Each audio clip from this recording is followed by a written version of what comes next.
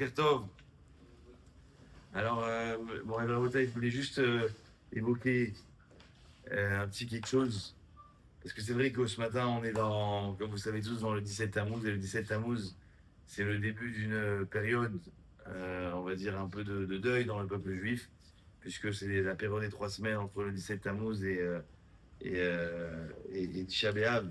Il y a beaucoup de choses sur lesquelles on a l'habitude, alors c'est vrai un peu plus les Ashkenazim que les Séfarades, mais qu'on s'abstient de beaucoup de choses. En tout cas, quoi qu'il en soit, on rentre dans une période où on va particulièrement marquer le deuil du Beth Amikdash. Et je me suis posé la question toujours, pourquoi en fait on avait besoin de marquer deux moments. Pourquoi on a besoin d'instituer ce jeûne? Il y a déjà un jeûne, le jeûne de Tisha B'Av. Il va marquer l'histoire, il va marquer quelque part le deuil du Beth Amikdash. Pourquoi les Chachamim, ils ont voulu rajouter quelque chose encore de nouveau? Ils ont rajouté comme si cette période, elle devait commencer par quelque chose, et évidemment arriver à l'apogée qui est Tisha B'Av, au moment de deuil le plus difficile. Mais on a commencé par quoi? On a commencé par le 17 Tammuz. Et ce Shabbat, on a discuté un peu vendredi soir d'une idée qu'on connaît un peu tous, mais on l'a vu déjà dans la paracha, et c'est les mots du Sforno qui m'ont beaucoup marqué. Parce que le Sforno, il développe que, en fait, tout le problème de notre cher Bidam, enfin cher, vous avez bien compris, ça a été qu'en fait, il n'a pas su voir les signes que il a envoyés. Et le Sforno, il dit les mots de façon très claire dans le texte, dans la paracha, où il dit que quand le Hamor, à 3 reprises, l'âne de Bilam, il l'a pris et il l'a contré contre un mur, et il a quelque part montré qu'il ne pouvait pas avancer, Bilam, il s'est énervé. Et là-bas, en fait, le Sforno, il va dire, mais tu n'as pas compris que tu n'as pas su voir dans ce que moi, avec Yomé à Kadosh Baruch je t'ai envoyé comme message, tu n'as pas su voir que je t'ai appelé plusieurs fois et tu n'as pas réagi. Et en fait, de là, le Sforno, il veut apprendre que dans la vie, Akadosh Baruch il envoie des signes. Et le Midrash, il ramène que Akadosh Baruch il commence jamais par être pogué dans les nefashot. Jamais Akadosh Baruch il punit l'homme dans son corps, physiquement. Il punit d'abord en envoyant quelque part un signe. Mais là-bas, les mots du Midrash, c'est En Akadosh Baruch pogea benefashot trila. C'est-à-dire qu'Akadosh Baruch il ne vient pas nous attaquer directement nous emmenant des épreuves. D'abord, Akadosh Baruch nous amène des signes. Une fois que les signes, malheureusement, on ne les a pas su les voir, alors Akadosh Baruch il doit faire quelque chose d'un peu plus difficile.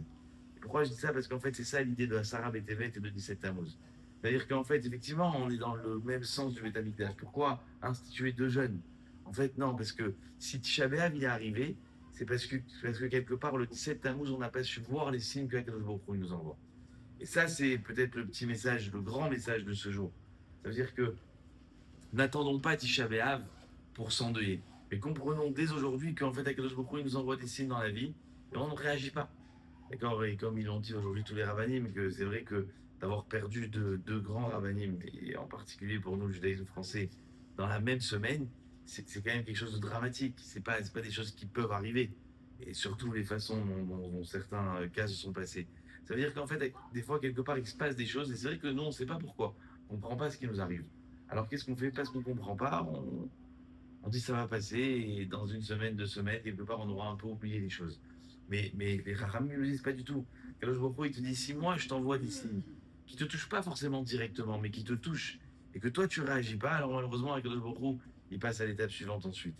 Et c'est peut-être, je pense, ce message que nous on doit avoir, si aujourd'hui, en tout cas, on est à la synagogue aujourd'hui, 17 Tammuz.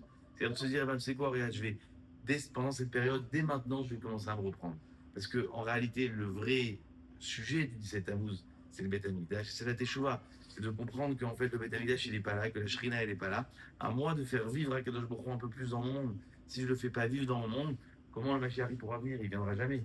Si moi, je ne suis pas capable aujourd'hui de lui faire une place dans ma vie de tous les jours, alors je ne pourrai jamais être en mesure de lui demander qu'il l'amène le Mashiach. Voilà pourquoi, en fait, durant cette période, vraiment, c'est un peu comme cette période aussi forte qu'il y a entre justement la période de Rosh Hashanah jusqu'à après la période de Hoshana Rabbah.